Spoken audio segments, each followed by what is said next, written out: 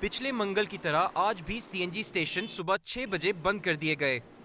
CNG की बंदिश का सिलसिला बुध के सुबह 6 बजे तक जारी रहेगा। जहां गाड़ी चलाने वाले महंगा पेट्रोल इस्तेमाल करने पर मजबूर हैं, वहीं गैस की बंदिश से सीएनजी पर रिक्शा चलाने वाले सबसे ज्यादा मुतासिर हुए हैं। दिन के दिहाड़ी भी नहीं बनेगी, शाम को खर्चा करके कैसे लेके जाएंगे।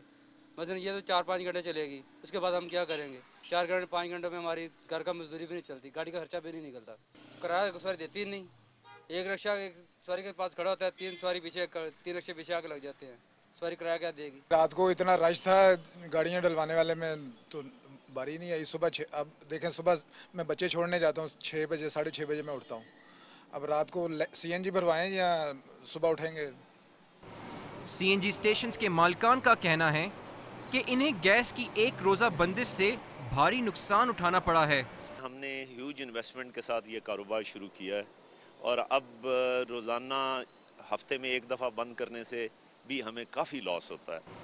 पंजाब में गैस की लोड शेडिंग पहली मर्तबा नहीं की जा रही।